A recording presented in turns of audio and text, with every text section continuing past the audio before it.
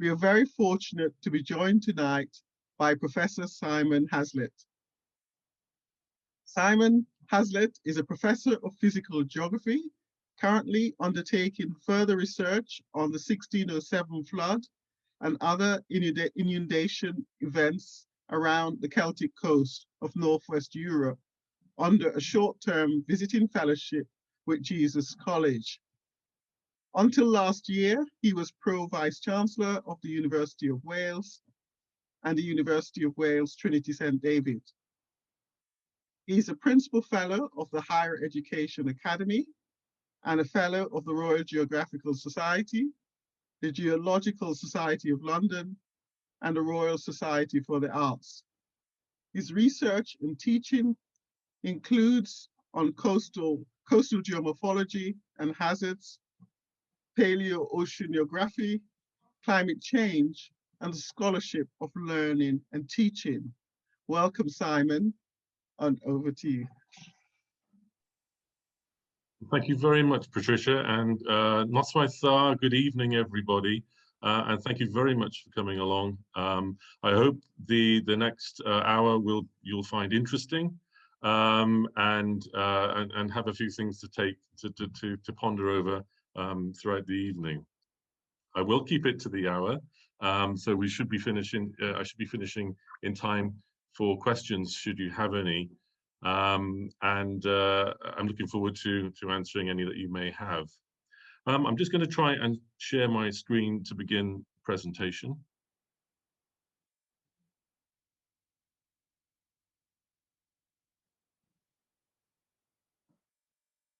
And hopefully you can all see that now. But please tell me if it doesn't come up clearly, or if the still slides don't progress very well. Patricia gave me a very long introduction there, so I don't really need to say much more about myself, other than to say within the field of physical geography, as Patricia mentioned, one of my specialisms is coastal science, and in particular looking at coastal evolution. That is how coastlines evolve over many thousands of years, and one of my particular areas has been looking at coastal evolution in Northwest Europe since the last ice age. But what I'm going to talk about this evening is one particular research project which didn't take thousands of years. It was an event that happened in one morning, but yet we think it had quite a significant effect in terms of coastal evolution along the South Wales coastline, but also more widely in the Bristol Channel and Severn Estuary area, and just outside that particular embayment. I'm going to be talking about the 1607 flood, which was a little known flood up until when we began researching it about 20 years ago. It's now become very well known. And as the title of my presentation suggests, my particular interest is to do with the question over whether the flood was actually due to a tsunami or was it due to a storm. And so the research I'm going to be talking about this evening is one that started 20 years ago.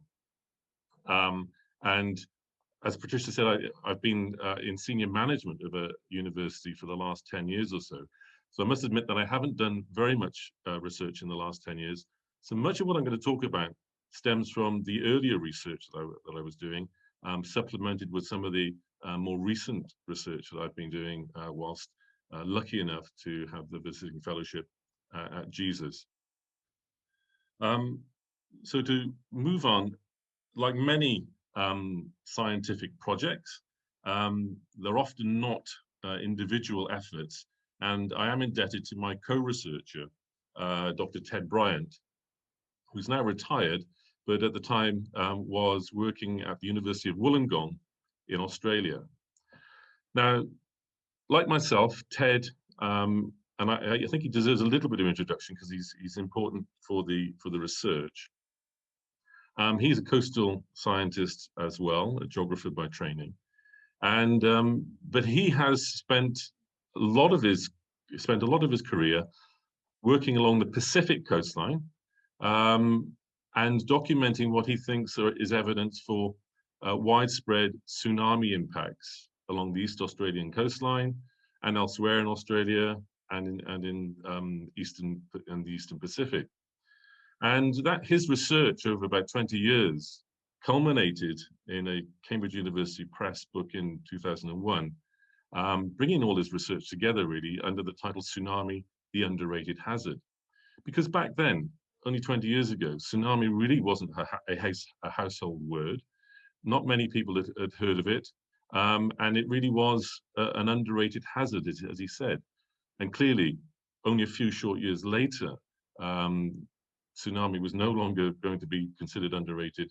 And it became very well known after the tsunami in the Indian Ocean in 2004.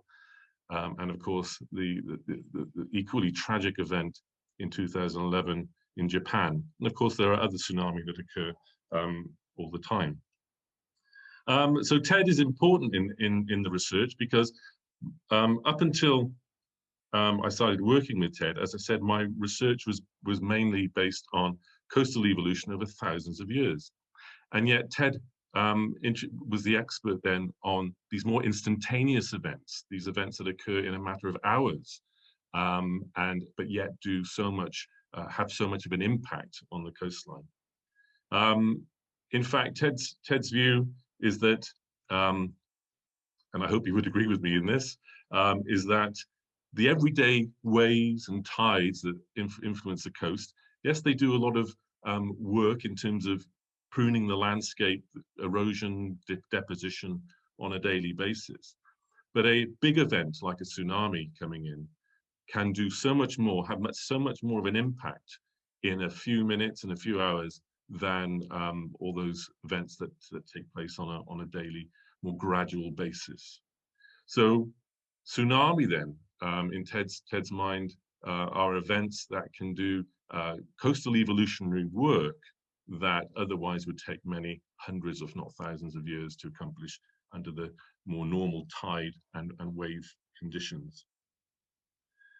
So it's important that I acknowledge Ted in his contribution to this research. I'm sorry, my slide's a little bit wonky here. I'm not very good at scanning, but there we are. I need to introduce the area which I'm going to be talking about this evening. And it's situated in southwest Britain. The coast of South Wales is my main focus, because the event actually affected the Bristol Channel and the Severn Estuary. Of course, I'll need to also bring in evidence from Somerset and Gloucestershire and Devon as well. The Bristol Channel and the Severn Estuary are world famous. One of the reasons for that, of course, is that it has a very high tidal range, possibly the highest tidal range in the world, but there is another estuary in Korea that is challenging that second place, rather, for highest tidal range. Of course, the area with the highest tidal range is the Bay of Fundy in Nova Scotia in Canada. But you can see that the embayment that is the Bristol Channel from that top left map there, it is a funnel shape. At its widest extent, although we wouldn't consider it to be the Bristol Channel, it extends from Pembrokeshire to Penzance in Cornwall, Land's End area. That's the mouth of this very large embayment, which then constricts as we move into the Bristol Channel between Devon and South Wales, and then into the Severn Estuary as we approach, get narrower and narrower as we approach Gloucester. So it is because of that embayment structure, that funnel shape, that the area has this very high tidal range of about 45 foot, 15 meters, which is a large intertidal area that is covered and uncovered by the tide every day as it comes in. So we have an extreme area in terms of tides. Now, on the main map, the stippled areas, and the reason why I've chosen this map from a paper that I published with the late Professor John Allen of the University of Reading, is that the stippled areas shows areas that are underlain by silts and peat deposits that formed since the last ice age. Now, the key thing to understand here is that those areas, both in the Gwent levels near Newport and Cardiff on the South Wales coastline, and also in Somerset and around Bristol and up towards Gloucester, they were deposited by the sea. They are marine sediments, the silts. The peats are fresh water, and they would have been lagoon and marsh and swampy bog deposits that would have built up sandwiched between the silts and the upland. So what the significance of this is that the line that is landward of that stippled area is really the old coastline before the area was reclaimed and that land turned into agriculture. So the coastline, if it was natural in this area, would be that very irregular, indented line that we can follow through Somerset from Bridgewater northwards, and then inland towards Newport on the South Wales coast and Cardiff. So that is what should be the natural coastline in this part of the world. The reason why it isn't, of course, I just mentioned, is that those coastal lowlands have been reclaimed. I have a view, and unfortunately this is a view in Somerset and not South Wales, but the reason for that is that this is a very good elevated shot from Breen down, looking south at Breen and down towards Barrow. And those of you who are keen-eyed will see on the left over there Brent Knoll in the distance, and just beyond that the M5 motorway going south towards Cornwall. So this is a typical shot of the coastal lowlands, or the levels that border the Severn estuary, both in South Wales in the Gwent levels and here in Somerset on the Somerset levels. For those of you who are keen-eyed might notice that the agricultural land on the left is a little bit lower altitudinally than the top of the beach. And that, of course, is because the land was reclaimed some time ago. And we believe that the Romans, when they first came in about AD 43, began reclaiming through their technology the coastal lowlands and turning them into agricultural areas and building villas and so on in these areas.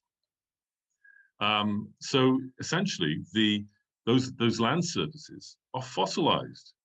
No new sediment, or very little new sediment, has been deposited on those land surfaces since originally back to the Romans. But of course, the sea has not remained at that level. The sea has continued to rise, albeit a lot more slowly than it did initially after the Ice Age. But it continues to rise today under climate change conditions. And so every year, the difference between the agricultural land, the levels, and the sea changes, and the land becomes lower in comparison to the sea. And that's exacerbated also because there is subsidence going on in the sediments underneath the land. What this underlines is that the area that we're talking about is inherently vulnerable to flooding. That as soon as the sea can get up over the sea defences, which we can see here, there's a grey line running through the photograph, separating the beach from the land behind, which is the extent of the coastal defences in this area, which isn't it's not a very wide zone. The sea, once the sea gets over those defences, then the land will flood, and that will continue to occur through climate change into the future. So these areas are inherently vulnerable to flooding. So, having introduced the geography of the area that I'm going to be talking about, first of all, I think I need to provide the evidence that there was actually a flood back in 1607. So we're lucky enough that we have historical documents that help us to understand that the flood event. And when Ted, having studied in Australia, first saw the historical evidence, he was, of course, delighted because something of this age, if it had been in Australia, would not be historical, it would be prehistory. So this was a new sort of dimension to the type of research that he had been undertaking in Australia. As we were both geographers as well, and I was talking to Patricia just before we started, Patricia being a human geographer, and myself primarily a physical geographer. Nevertheless, I studied human geography as an undergraduate and did a module on historical geography. So this, I had to brush up on my historical geography to engage with this line of inquiry regarding the 1607 flood. But we're lucky, we have a number of historical documents, such as these contemporary pamphlets, of which you can see there's an illustration there, an image rather, of the cover of one of those pamphlets on the right. Very lucky that the Bodleian has a number of these pamphlets, which I've been lucky enough to look at during my visiting fellowship with Jesus, and it's fascinating. This has actually been the first time I've seen them, the real copies of them, the actual copies, which has been fantastic. So we have the contemporary historic pamphlets, which give us the date of the event, and in the old style calendar, that's the 20th of January 1606, and in the new Gregorian calendar, it's the 30th of January 1607, of course being the year changing in March previously. So we have the date, we have the time, because one of the pamphlets is very specific about the timing. In fact, a number of them are actually about the timing. And that, for example, in Somerset, we know that the flood came in about 9 o'clock in the morning, a very sudden event that could be timed to the hour. And it also catalogues, as you'd expect, the damage caused and sadly the fatalities that occurred as a result of the flood. So lots of economic damage, loss of livestock, buildings, infrastructure, but also once you look at the casualties mentioned from the different parishes in the area, it amounts to around 2,000 deaths. Some of those, of course, would have perished as the floodwaters inundated the coastal lowlands. Others, remembering this is January, would no doubt have succumbed in the days thereafter due to hypothermia and cold and so on. So we have these wonderful pamphlets that we can look at to gain information about the event back in 1607. Having the time and having the day that the flood occurred, it does enable us to understand what the tides were doing at that particular time on that particular day. So if we look at Tuesday, the 30th of January, 1607, at about 9 o'clock in the morning, we can see that the tide, and this is for Burnham in Somerset, was at its peak, and it was a high tide at that. Now, many people have said, well, surely it was simply a high tide that caused the flood to overflow the banks and to cause the flood within the levels in South Wales and in Somerset. Well, I mean, that might be the case, but for any flood, I would argue that for any flood to occur in the Severn Estuary and the Bristol Channel levels, it has to coincide with high tide. And the reason being, of course, is because of the 15-meter, 45-foot tidal range. Because if a tsunami or a storm was to hit the Severn Estuary and Bristol Channel at low tide, then that flood may never actually reach the coastal defences. It would peter out somewhere in the intertidal zone, seaward of the defences. So the tide needs to be high in the Severn Estuary for any flood to occur, or around high tide. Otherwise, it would have to be an enormous flood for a flood to occur if it coincided with low tide. So high tide, the fact that it was a high tide at that unfortunately on that morning is a prerequisite for a flood to actually occur, and perhaps not the sole reason for it. As we saw on the cover of the pamphlet, they have woodcuts. This is one of them from depicting the levels in Monmouthshire, as I understand it. And it gives us an idea of the scale of the inundation and the water levels with regard to the houses and with regard to the churches, and the scenes of livestock and people within the water, and people climbing up onto roofs and up trees to get out of the water. So it gives us a graphic idea of the scene that befell that morning in January 1607. There are other woodcuts as well. In terms of the church and the churches, we saw one depicted in that woodcut. They offer us a line of evidence as well, because in a number of these churches, I think 5 in total, 4 of them in Monmouthshire, in South Wales, and 1 in Somerset, have commemorated the flood with inscriptions and plaques on the churches itself. This is Goldcliff near Newport in South Wales, where one of the commemorations is fixed. And it says 1606, on the 20th day of January, even as it came to pass, it pleased God, the flood did flow to the edge of this same brass. And in this parish there was lost 5,000 and odd pounds besides. 22 people was in this parish drowned. And that was erected in 1609.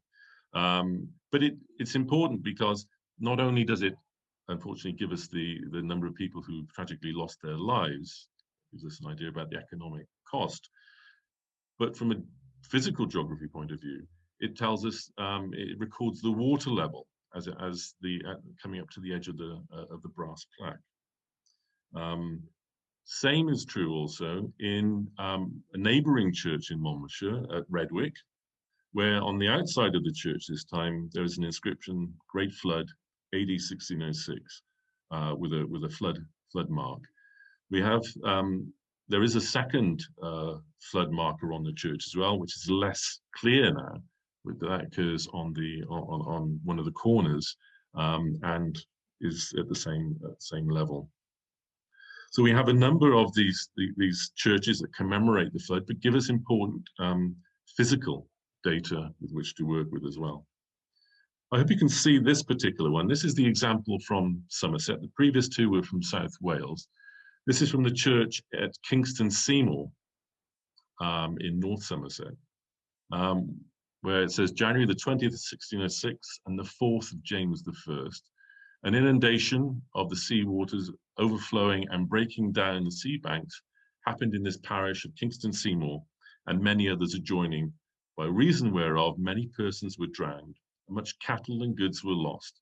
The water in the church was 5 feet high, and the greatest part lay on the ground for about 10 days. And that's signed William Bower.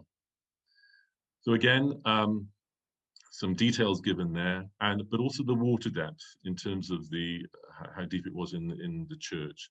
And assuming the church floor hasn't changed very much in the intervening centuries, then again that gives us an understanding of the water depth, both in Somerset from this one and from the previous examples in South Wales. So we've got an idea, because we know the elevation of the land, the water depth, we've got an idea of how much water was inundated the lowlands. So that's hopefully convincing enough that there was actually a flood on the 30th of January 1607. But why would we think it was perhaps due to a tsunami rather than a storm? Well, I'm from Monmouthshire. I was born in Newport and grew up in Usk. And I've been aware of the 1607 flood as a schoolboy and growing up. But beyond Monmouthshire, beyond the Severn Estuary, it wasn't really very well known. But that has changed, of course, since our researchers started. But throughout that time, it was always whenever you read, well, nearly all the historical reports talk of it as a storm created by a storm. But there is contradictory meteorological reports in the contemporary documents. Camden, in his volume, visited the area after the flood event and recalled that there was a violent sea wind blowing. But some of the pamphlets painted a very different picture that were issued and published more quickly after the event. And I'll read this one here to you. It says, upon Tuesday, the 20th of January, 1606, there happened such an overflowing of waters that like never in the memory of man hath been seen or heard of. For about 9 of the morning, the same being most fairly and brightly spread, many of the inhabitants of these countries prepared themselves to their affairs. Then they might see and perceive afar off, as it were in the element huge and mighty hills of water, tumbling over one another in such sort as if the greatest mountains in the world had overwhelmed the low villages or marshy grounds. Sometimes it dazzled many of the spectators that they imagined it had been some fog or mist coming with great swiftness towards them, and with such a smoke as if mountains were all on fire, and to the view of some it seemed as if myriads of thousands of arrows had been shot forth all at one time. This paints a very different picture from being a storm. First of all, it says that the morning was fairly and brightly spread, with no hint of bad weather being mentioned. It talks about these hills, mountains of water inundating the lowlands. Indeed, some of the other pamphlets also talk about the wave rather than a storm, which is reminiscent again of a tsunami rather than a storm occurring. So we have these contradictory meteorological reports that are very interesting, and it was actually this that got us thinking that this flood may have been a tsunami rather than a storm in the first place. Other extracts from some of the pamphlets in terms of the wave velocity, the speed at which the wave inundated the coastal lowlands.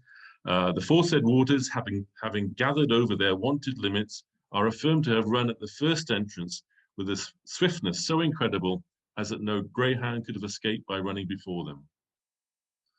So we're talking here about a very fast wave traveling across the lowlands. The greyhound would have been a very fast analogy for the commentators at the time to have used.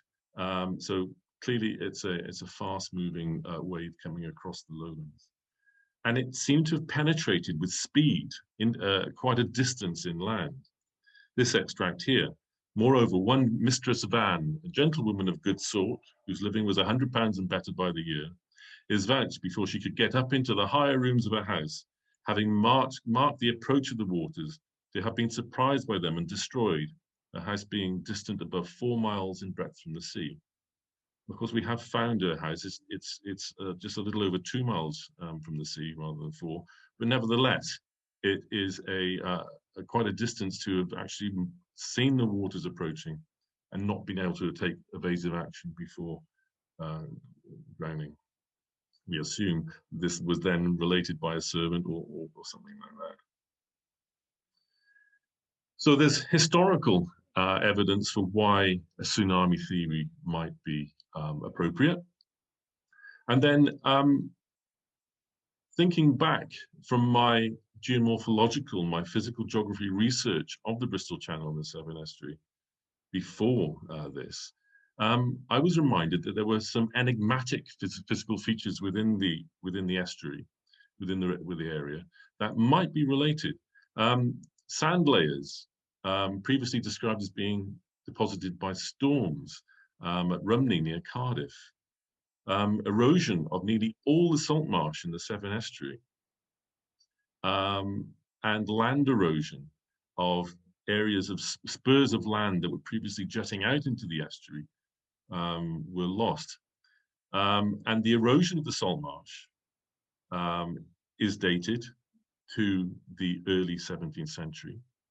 And land erosion is postulated by Professors Allen and Fulford from the University of Reading as being in the early 17th century also. So there seems to be a chronological link between some enigmatic physical features within the estuary and the historical accounts of the 1607 flood. And we simply put together in a paper which we published in 2003 a question, posing a question: was the AD 1607 coastal flooding event in the Severn estuary and the Bristol Channel due to a tsunami? And we were putting together a theory, a scientific theory that may account for some of the observations and may account for some of the enigmatic features which we'd looked at. And that's all it was. We were putting together a theory. But of course, it did get some interest. And in fact, the BBC caught wind of our research and approached us to make a documentary film for their Time Watch series. Now, Ted had visited in 2002 the UK when we actually did the initial research for this paper. And then, having posed the theory, we decided that we'd need to collect field evidence to try and begin to test this theory. And so he planned another return trip to the UK in 2004. The BBC then asked, could they come along with us on that field trip, that field work, to film us and also interview us as we went along, which we agreed to. And the program was eventually made, and I'll say a little bit more about that shortly. But when I started my visiting fellowship at Jesus, I've spent quite a bit of time in the Celtic Library during my time there. And one of the most interesting things that creates a link between Jesus and the research is that the confusion in the past between the use of the word tsunami or tidal wave. I think up until the Indian Ocean tsunami of 2004, many people would have referred to a tsunami as a tidal wave. And we have noted that some authors who have talked about the 1607 flood have used the word tidal wave to describe it. And the oldest one we found, which we included in our paper, dated back to 1951, where an author referred to or connected the 1607 flood to a tidal wave.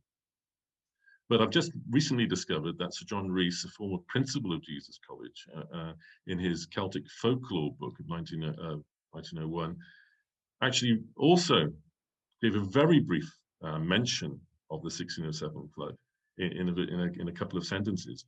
And he actually said that it may have been an inundation caused by a terrible tidal wave. So perhaps the origin of the tsunami theory isn't with us, but perhaps it goes back as far as Sir John Rees and provides us with a connection to Jesus, which I find interesting.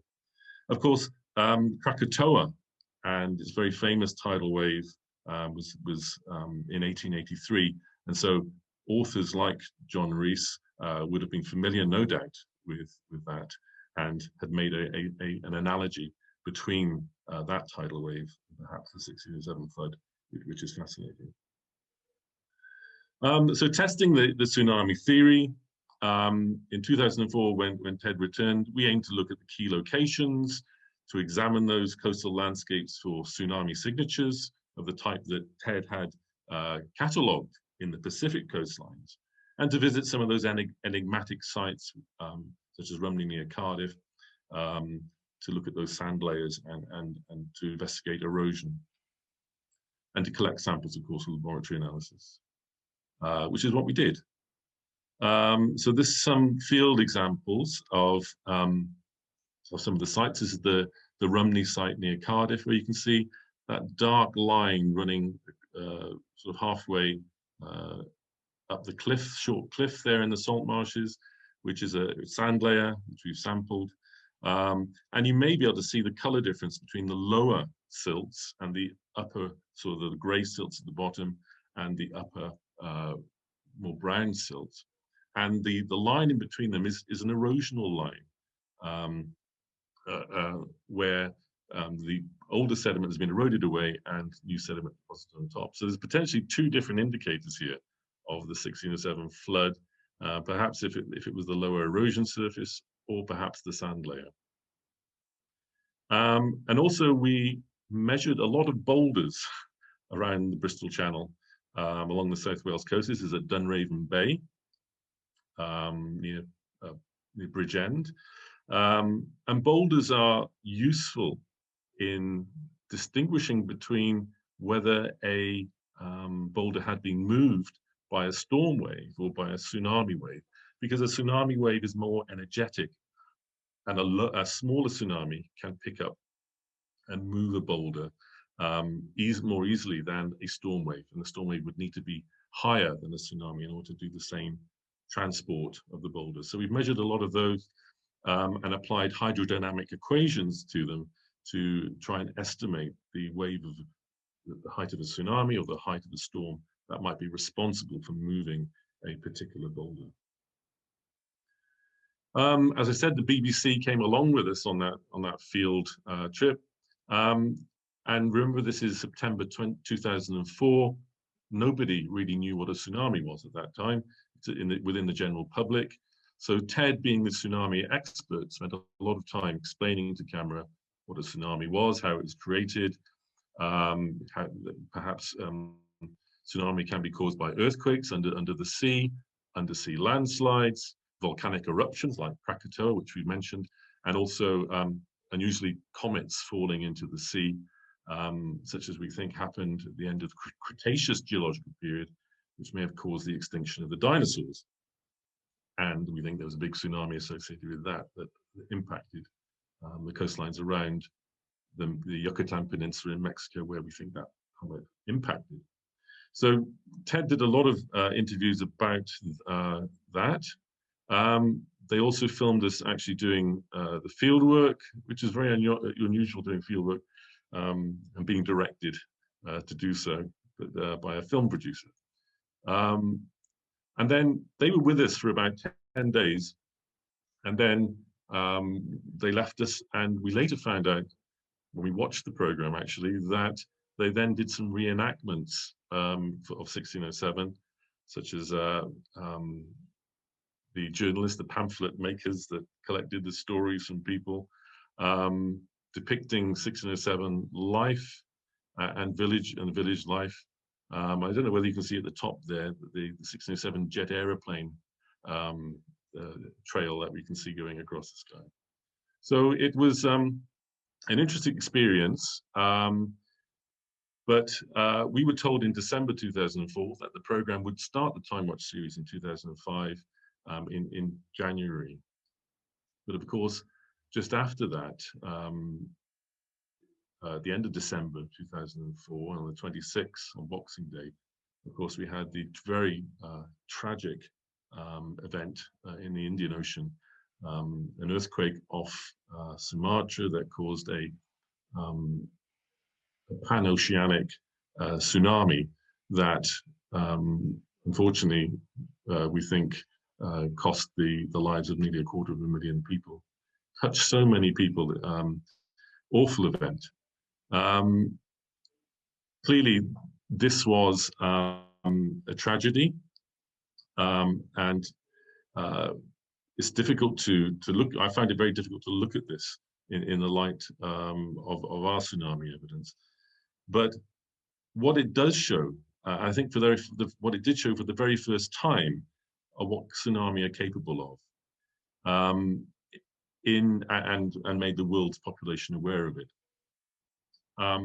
For example, coastal lowlands. This is a coastal lowland in Indonesia that was affected by the tsunami. You can see how effectively the tsunami can mount a coastal lowland and progress across it for many kilometers, causing devastation as it goes. And then the water lying on the ground because it can't escape, which, if we remember back to some of the Kingston Seymour plaque, mentioned water lying on the ground for about 10 days there as well. It also demonstrated for me, particularly, as I wasn't the tsunami expert, Ted was, so this was actually, I learned an awful lot about the geomorphology of what tsunamis can achieve. For example, the before and after shots that we have of some of the areas affected. This is unfortunately, it was a populated spit that was overrun by the tsunami. But we can see from the aftershot how effectively the tsunami can scour away the soft sediment, literally eroding the coastline and pruning it back. Very similar to what we were perhaps thinking of in the Severn Estuary, where we know that all the salt marshes were pruned back in the early 17th century. There's only one location that we know of where pre-17th century salt marsh still exists at the surface. So could we be looking at an analogy of that sort of thing? The program, the Time Watch program, was eventually broadcast in April of 2005. That's after lots of editing to take account of the Indian Ocean tsunami within it. Ted and I went on to publish our results in a number of papers, one of which was mentioning the boulders that I mentioned earlier. This is again at Dunraven Bay, where, and I brought this particular photograph up because you can see that the boulders are all stacked like dominoes, at least where I'm stood in the photograph. They're stacked like dominoes, which is a texture we call imbrication. And it shows that the boulders were deposited by a flow from, in this case, from right to left. And at Dunraven Bay, we have chronological evidence as well that these boulders were moved sometime between 1590 and 1630, or boulders on Dunraven Beach. Putting together the evidence of our boulders from around the Bristol Channel, we were able to show that it's a quiet environment normally. It's a tidal environment. Mud is deposited, but yet from the boulder analysis, we can see that the boulders that we measured that we know had been moved by waves show an increase in wave height up estuary. The graph shows Gloucester on the bottom axis on the left at 0, going out seaward 180 kilometers to the right, and our sites are marked by the squares on there. So we see that the wave rises as you go up estuary from the boulder data. From that, we constructed a map which shows that if it was a tsunami, it was 4 meters high at the mouth of the Bristol Channel, rising to 5 and then 6 as you get towards the Severn Estuary. You know, significantly high enough to do the damage that was seen in the coastal lowlands at the time. Of course, and there's much more to the research than that, but I haven't got time to go through that. But I can't, giving it that it is a theory, I must also give some of the opposite views. I'll do it very quickly. I know I'm running a little bit over. Some colleagues have back modeled from the amount of water that was left in the levels to suggest that the flooding required 80 mile per hour winds, sustained winds, which is a force 12 hurricane, category 1. And then lower down on that slide, it mentions another author likens it to a storm surge that might have been produced by something like Hurricane Katrina. Again, that's a category 5 hurricane. I mean, all these, this might be correct, and many people would agree, but there is no accounts in the pamphlets of wind damage or anything to do with storm damage other than water damage due to the flood. And by contrast, the 1987 storm that affected much of southern Britain was a force 11, and yet 15 million trees were felled. So there is something not quite agreeable in my mind with it being a storm. And I think the tsunami theory remains valid. If it was a tsunami, what might have caused it? Well, as I mentioned earlier, it could have been a submarine landslide somewhere off the continental shelf. We have a steep slope offshore, and where there could be undersea landslides. In fact, we know there are. We can see on the seabed that there are undersea landslides. I'll finish very shortly, Patricia. Earthquake activity. The head of the British Geological Survey suggested that there might be a candidate of a fault offshore Southern Ireland that could create an earthquake that could cause a tsunami. And also, we know it was a seismically active period. We've got evidence for an earthquake happening in South of Britain 2 weeks later, and also in May, and one of them causing lakes in Devon to slosh backwards and forwards. So it could be a combination of earthquakes, submarine landslides. They can occur in tandem as well. Very unlikely to be a volcanic eruption or comet impact. So I'm glad I've reached my final slide. So in conclusion then, I think most people would agree that it's a fascinating piece of research. The tsunami theory, I think, is still valid, but many people would actually support a storm origin for the flood. But the research is ongoing. I've recommenced with it, and I'm looking forward to seeing what the results might bring. So thank you very much. Thank you, Simon. Great. What a fascinating talk. It actually made me thrilled to be a geographer.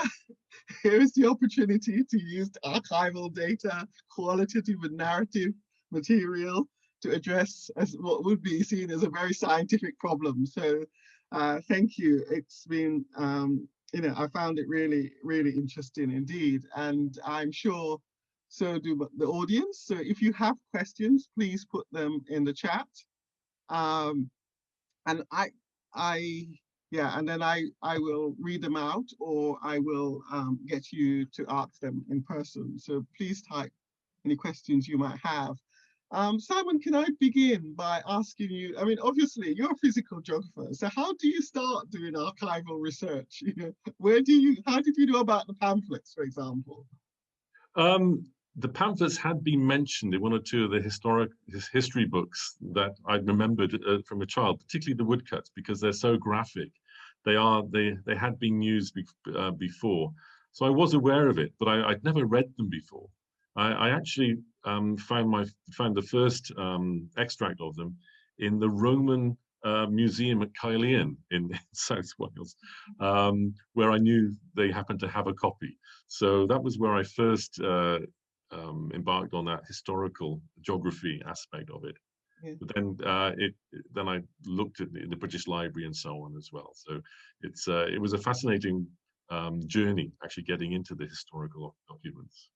Yeah, great. And we have some questions in the chat. So I'm going to start off with one from Gavin Schmidt saying, are you planning to update the rather dismissive Wikipedia entry on the 1607 floods? So.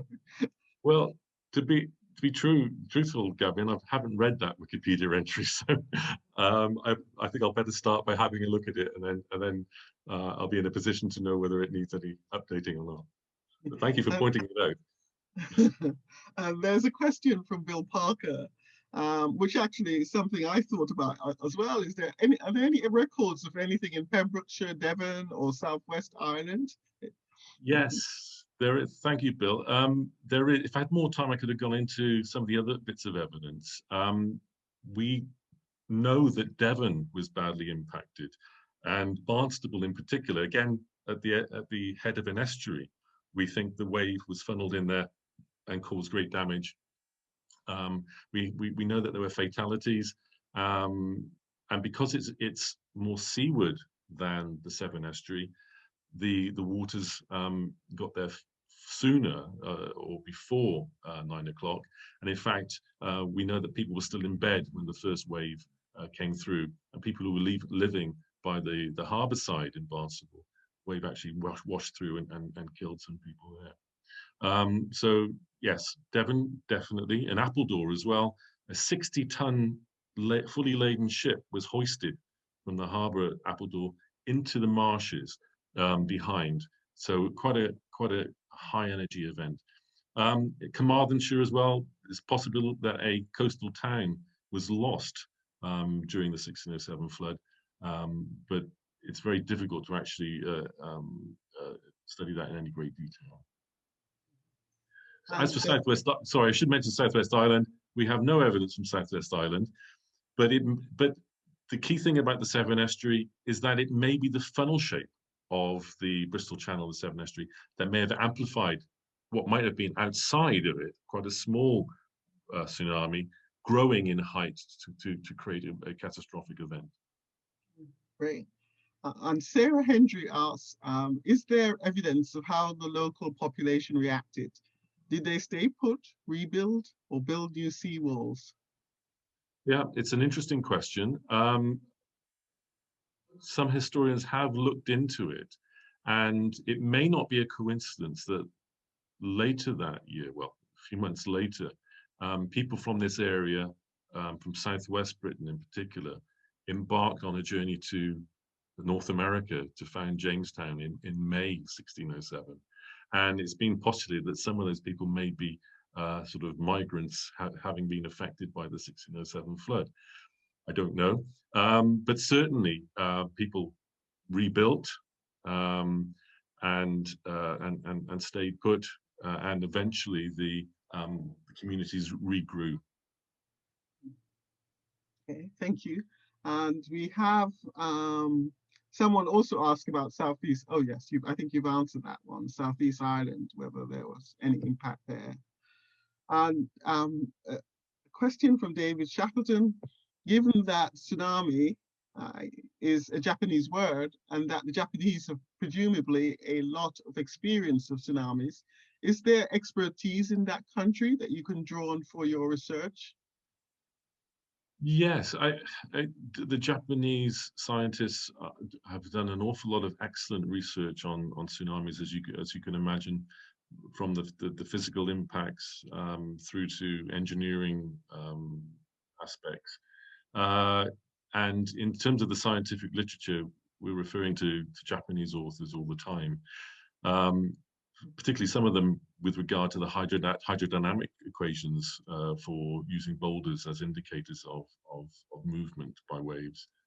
That has been useful. Yes, so yes, there's lots of information there. Mm-hmm. Oh, the questions keep coming, which is great. Well, from Mark Campbell, we nowadays appear more open to catastrophic rather than solely uniformitarian explanations for major environmental change. Is that a change in attitude or just the evolving science? I think it's a combination of both. I think as science has evolved and we've become able to identify evidence from a geographical point of view, evidence in the landscape for things that we can't explain perhaps through uniformitarianism, that we're looking to catastrophic explanations to help explain or offer an explanation, alternative explanation as to how these things happen. I think we're being more broad-minded, and I think as hazards need to be treated seriously and not underrated, as if we go back to Ted's book, then all these hazards need to be evaluated very carefully and not dismissed because they might be extreme, they might be catastrophic, and outside of the experience of somebody living today. It's not to say it hasn't happened to previous generations. So I think we need to be open to these hazards and potential catastrophes. Mm-hmm. Yes, and we have another question from John. I'm interested in the cause. I don't really understand the underwater landslide theory. You mentioned some evidence. Also, where are the edges of tectonic plates that could have caused an earthquake? Okay, there's a lot in that question, so thank you for that.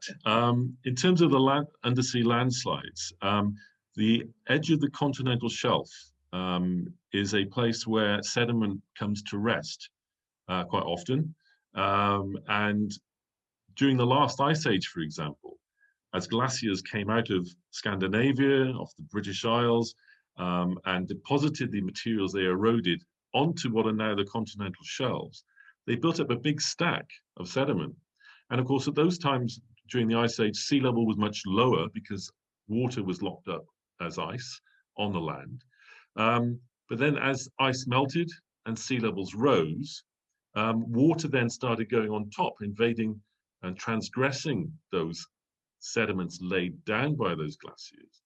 And eventually the weight of water on top of those sediments on the edge of the continental shelf becomes unstable. And so packets of sediment can slide down from the top of the continental shelf into the abyssal plains. And as they go down, the sea coats, the water above them subsides, it sinks with them, leaving temporarily a hole in the top of the sea surface, which water then refills and then comes back out as a tsunami. So these undersea landslides, and in fact, we know there was a huge undersea landslide about 7,000 years ago, 8,000 years ago, offshore Norway, called the Storegga slide, which sent a tsunami, we think maybe 25 meters high, crashing down into the Shetland Islands and northern Scotland, and even down into the North Sea. So these landslides, undersea landslides, are can create large tsunami hazards. In 1998, Papua New Guinea, there was a tsunami that affected only 20 miles of coastline and yet killed 2,000 people, or 20,000 people. Sorry. It was a huge event caused by an undersea landslide, but triggered in that case by an earthquake. So they can be coupled. As for the tectonic plates, we haven't got the characteristic tectonic plates close to the British Isles that you'd expect to be able to create a tsunami, an earthquake big enough to generate a tsunami. But we have older fault lines that are active in the Bristol Channel and just outside that could trigger a sea landslide when it shakes the seabed. I don't think I've got much more time to say more about that. Thank you. Pleasure. Sorry, there's some music in the background. I apologize. Okay. It will stop. We have a question from Felicity who says, how did the pamphlets explain the disaster? How did they? Providential. It's God's warning to the people of England and Wales. That's how it's explained, that it's justice for sins, I think. That's how it's explained. But once you get past that and start looking at extracting the detail, it starts then to create a picture of what actually happened. There's a comment from Kerry Davies. There is, as you may know, a group of Latin epigrams by John Stradlin, St. Donat's, about the 1607 event, including one that speaks of the destruction of a sea wall built by Sir Edward Stradlin at Aberthorpe, not far from Dunraven. I don't know if you're aware of that. I am aware of that, but thank you for mentioning it as well, because it's probably a Welsh example I should have mentioned. Yes. Well, I'm going to have to call this event to a close because it's almost 7 o'clock. It's been wonderful, Simon, listening to your talk. As a human geographer, I really appreciated it. It's been excellent. So it looks really exciting for the next couple of weeks. So do keep joining us. It's been wonderful seeing you all. Wonderful listening to Simon. And thank you very much and have a good evening.